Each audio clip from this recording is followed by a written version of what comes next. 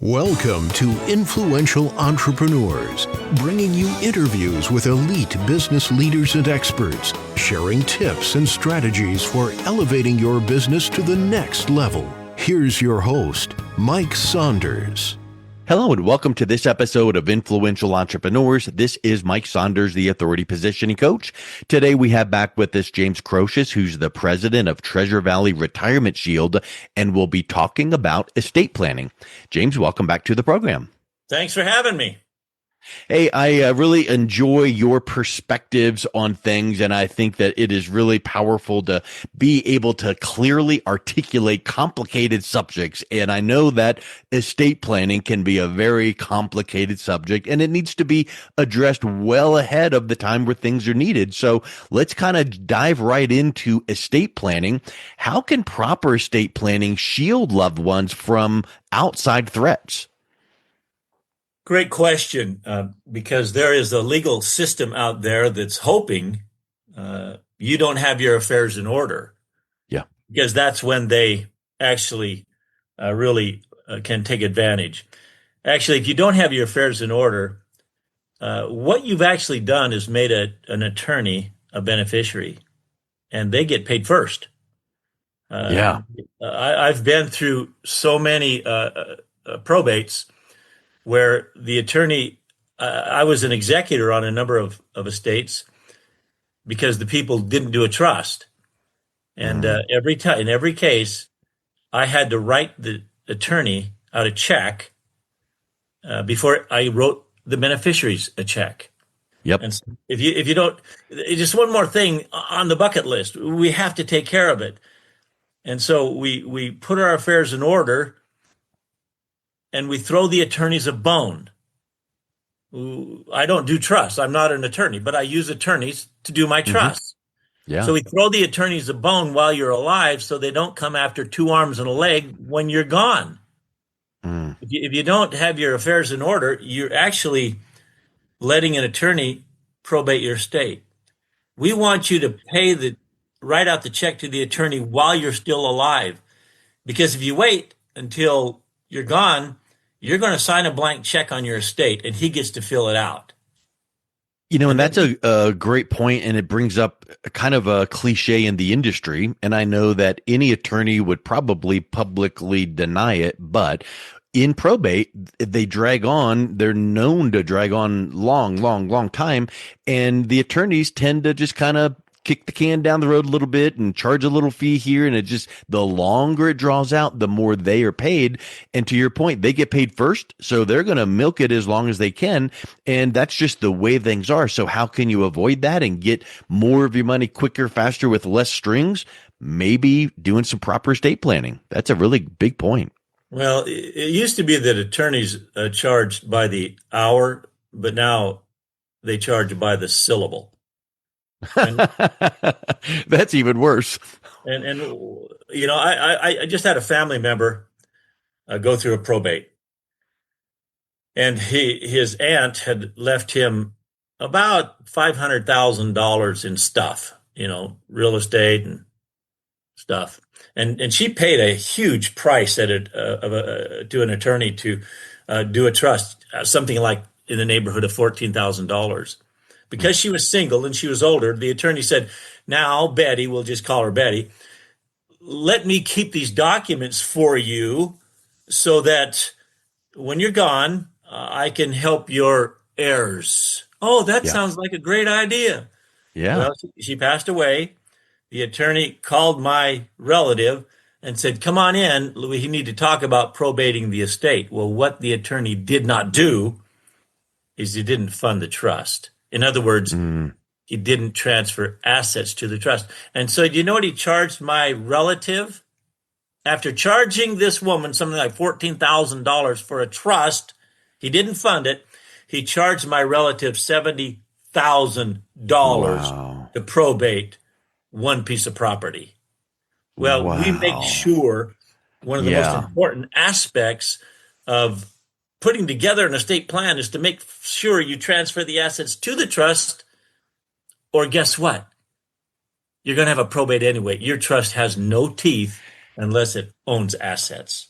It's like buying a brand new sparkly dream car and letting it sit in your garage and never driving it. You set up a trust because you hear it's a great thing, and there's a lot of choices and what kind of trust, and who knows, what the best choice is there. But the right attorney will guide you. But then you didn't punch the ball over the goal line. You didn't fund the trust so that your assets are protected. And look at now, 70,000 is just ludicrous. But whatever the amount is to probate one property or a very small amount, it should have been avoided. So that's a huge thing, and that sure is an outside threat. Are there any other outside threats regarding estate planning that you've seen?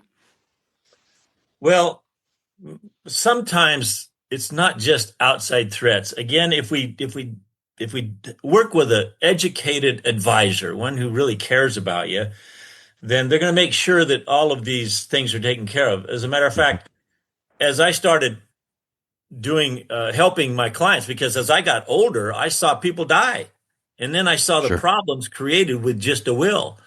So I created a corporation to assist people. I used attorneys, but I wanted to kind of be the guy that was holding the reins, because I noticed that some attorneys, almost all attorneys that I worked with, and I've worked with over 20, would structure the documents in a way that created more work for themselves later. For Mm. example, I had a client, when I was young and first started this, the attorney said, put everything in the trust, even bank accounts, personal bank accounts. Well, we did that until I had a client who had a stroke, and her son said, hey, I can't access the account.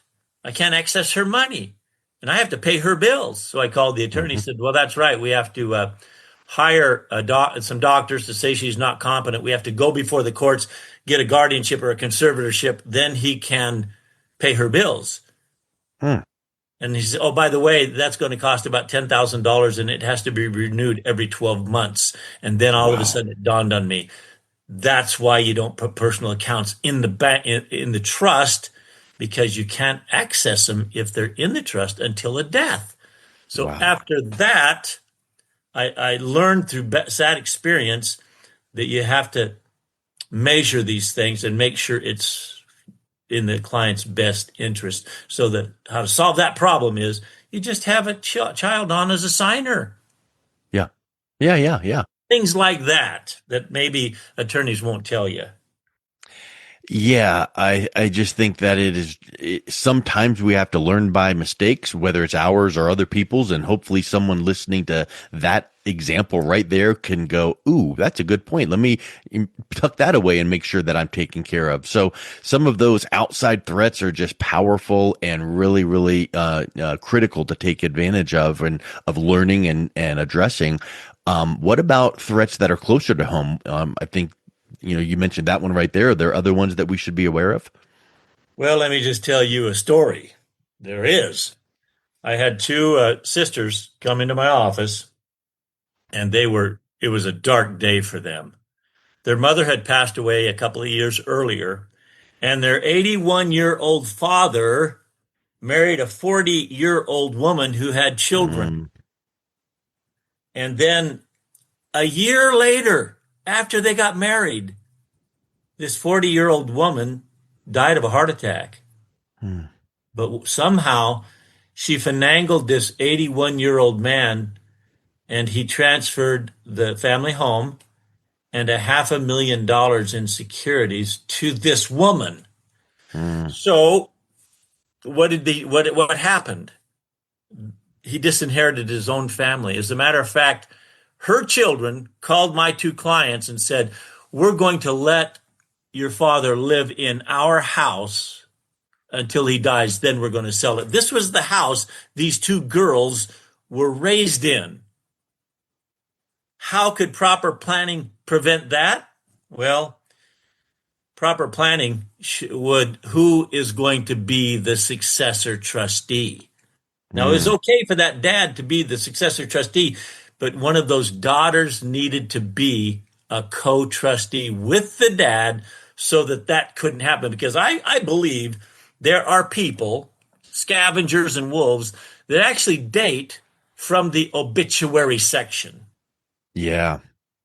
and just really take advantage of the elderly. And there was nothing that they could do because Mm. his signature transferred all of those assets to a new woman who died and left them all to her children. What a dark, dark day that was for those women. I was so sad for them.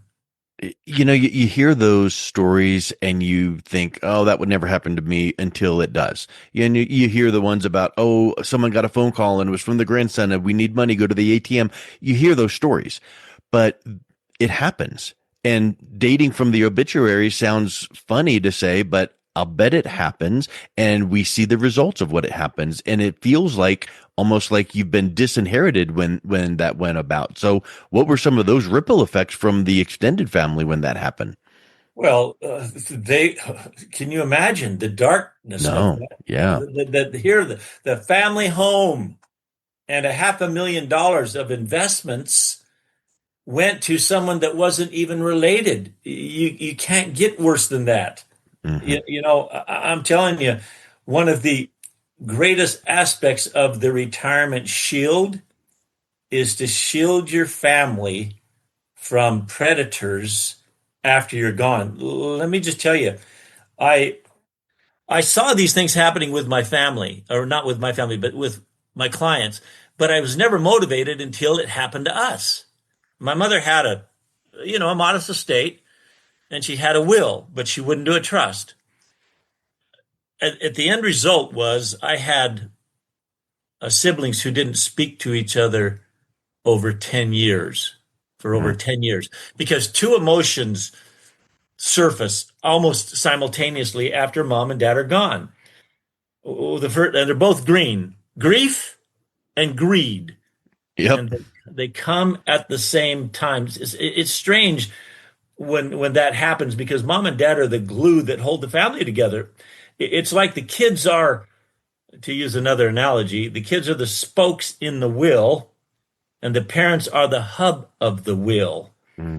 When the hub is gone, the spokes scatter and sometimes never recover.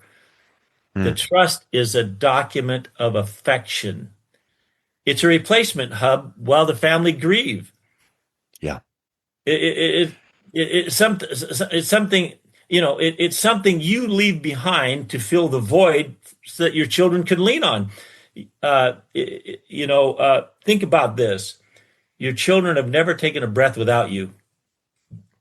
Emotions run really high during those stressful times. And imagine having to go through the cumbersome legal system to probate the estate. Imagine having to deal with all the stress of having to settle a confusing estate on the heels of all the grief. It's unbearable.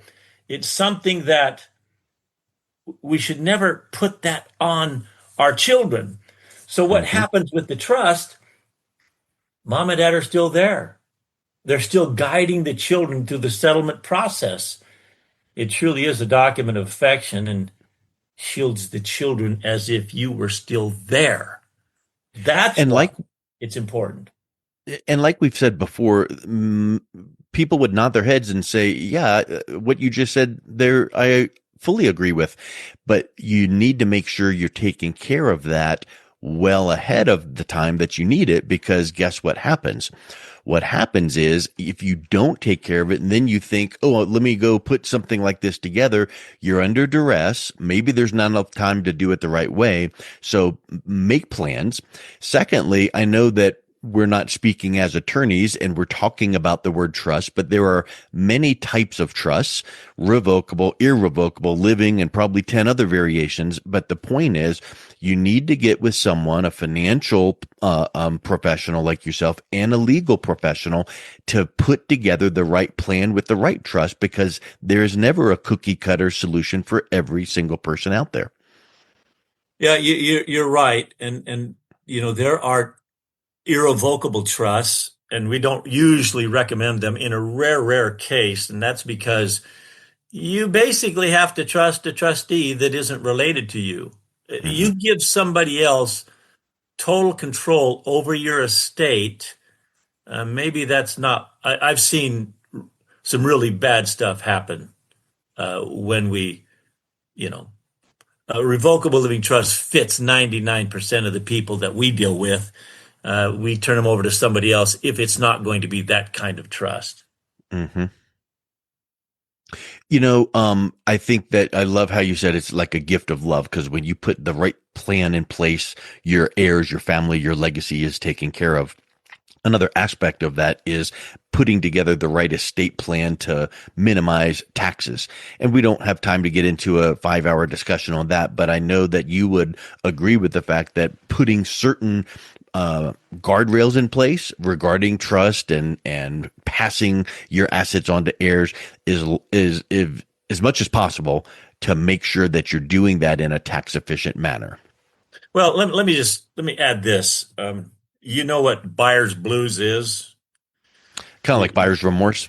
Yeah, buyer's blues, buyer's Yeah. remorse. You buy a Hmm. car or something you shouldn't have done. Yeah. I've had Yeah. that experience a few times, and there's a restraining voice sometimes that we feel when we're making a bad decision. Man, I shouldn't do this, but I really want to. And when our passion for something overpowers our reason, we usually make a wrong decision. Yeah. Well, when it comes to estate planning, I've never had a person come and say, Jim, man, I wish I wouldn't have done that. Yeah. Man, I wish I wouldn't have paid that money so that I could protect my family. I've never heard a person, and I've been involved in well over 1,000 revocable living trusts. I've never had somebody ever get buyer's remorse, because when Mm. it feels right, it is right. And in all of my life, I've never felt guilty about doing the right thing. Yep. And in all of my life, I've never felt good when I did the wrong thing. So I sell peace of mind, not Yeah. just yours, but mine also. It is so gratifying when I see somebody after the fact, they come up to me and, hey, Jim, man, that trust worked just like you said it would. I said, I told you. Yeah. The I smartest wasn't decision kidding. they've ever made. Yeah. I wasn't kidding with you. Well, Well, Jim, this has been really, oh, go ahead. one of the thought, is, none of us get out of this life alive. We all Yeah. have to die to do it. Now, I heard there was one person that got out of this life alive. He had to die to do it. And guess Yep. what? For the rest of us, there's no coming back Right. and having a redo. If we mess it Yeah. up, we mess it up for our kids. And people say, why should I care? I'm dead. Because you love somebody. And Yeah. people who love people plan. If you don't love anybody, don't plan. It's okay. You give it to the attorneys. But when you Yeah. love someone, you plan. Well, if someone listening to this has some loved ones that they would like to make sure they're taken care of and want to look at their estate plan, what's the best way they can reach out and connect with you, Jim? Well, they can reach out to me at tvrshield.com, standing for Treasure Valley Retirement Shield.com, tvrshield.com, or 775-233-2203. They can shoot me a text or just call me direct. Excellent. Well, thank you so much for coming back on. It's been a real pleasure chatting with you. Thank you. You've been listening to Influential Entrepreneurs with Mike Saunders. To learn more about the resources mentioned on today's show or listen to past episodes, visit www.influentialentrepreneursradio.com.